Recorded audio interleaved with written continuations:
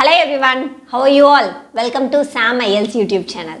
I believe that you are seriously preparing for the IELTS exam and that's why you are probably landing in this YouTube channel to know a lot of details about the IELTS as well as for the people who want to learn English for their English proficiency from basic to the advanced level. You can also watch this channel to know a lot of details about the English.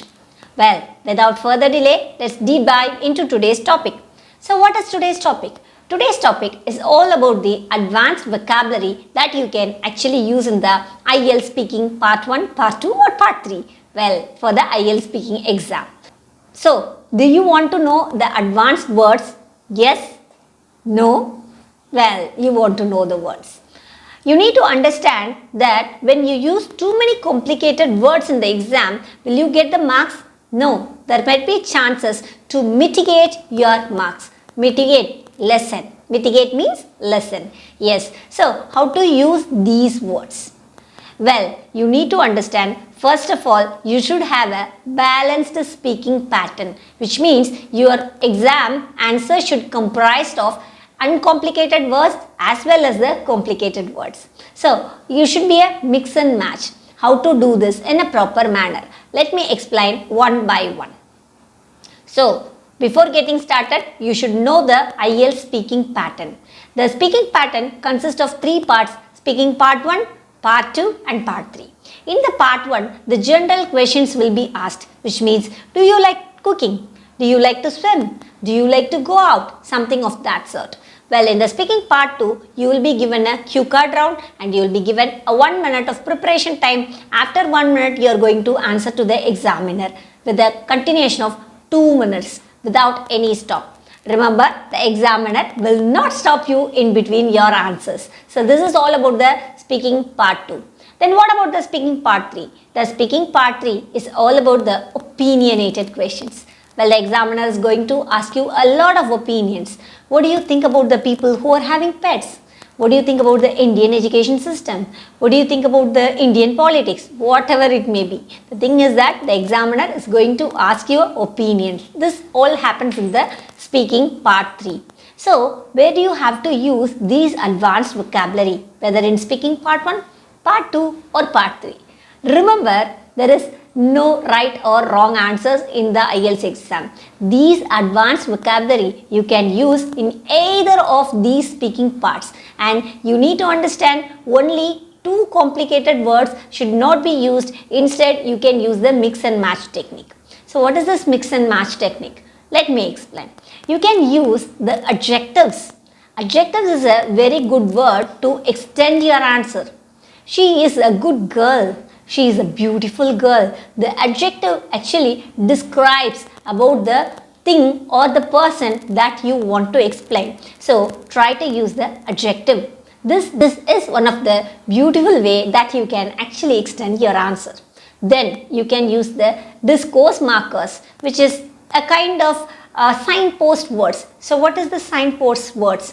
First of all, indeed, in fact. These are all some of the signpost words where you can actually fill up your answers to explain to the examiner, okay, I know this word. This is another way that you can actually prove to your examiner that you know the English very well. Step number 3, you can use the complex sentences. Even though, although, though, nevertheless. These are all some of the words that you can actually in front of the examiner to know the examiner that you know the English very well. So, use the complex sentence anywhere in the statement to extend your answers, and this is one of the important way that you can actually get more marks in the IELTS speaking exam. Alright, you told that I have to tell you something regarding the advanced vocabulary. Yes, so I'm now going to reveal you top 5 words that you can actually use in the IELTS speaking exam to enhance your vocabulary. So take a note, pen and paper or note down these words so that you can easily use these words to explain your answers. So let's get into the words. What are these words? Word number 1, disgruntled. Did you hear it properly? It is disgruntled. disgrunted, which means disappointment. I got disgruntled when that event didn't happen. So disgruntled means disappointed. Use these words. Right. Word number 2, impeccable. What is that? Flawless. Impeccable. Note it down carefully. Impeccable. She is impeccable, which means she is flawless. Flawless, spotless. So clear. Use these words. Alright. So let's move on into the word number 3. So what is word number 3? Apprehensive. Apprehensive. Apprehensive. Apprehensive. Apprehensive means comprehensive. I feel that IELTS speaking exam is apprehensive. It's comprehensive. So if you want to use the word, you can use this apprehensive. This will actually enhance your score. The fourth word is bizarre. Bizarre. Bizarre is something B-I-Z-Z-A-R-E. Bizarre means something strange. I felt that event was bizarre. Bizarre means strange. So you can use this word to explain an event. Right, let's get into the last word, which is to do my utmost, which means to try my level best. So I tried to do my utmost in the IELTS speaking exam. Please remember these words, make a note of these words and read it daily.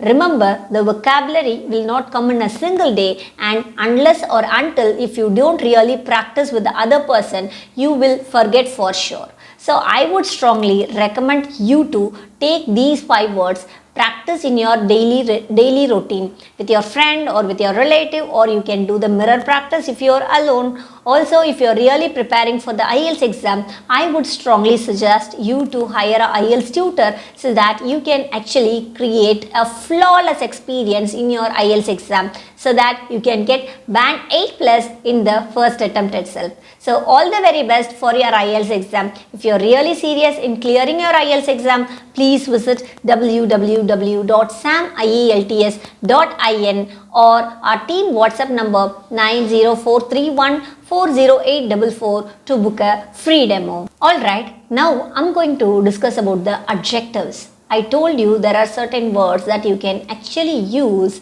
to expand the answer, which are called as the adjectives as well as the adverbs. The word that is actually describing the other word is called as the adjective as well, or adverb. When it describes a verb, it is adverb. When it describes a noun, it is an adjective. That's all. So, she is too quick to run. Too quick, which means it is an adverb. Right. She is rather beautiful. Rather, which is an adverb. You know, something which actually describes a verb is called as an adverb, and you can use a plethora of adverbs and adjectives together in a sentence.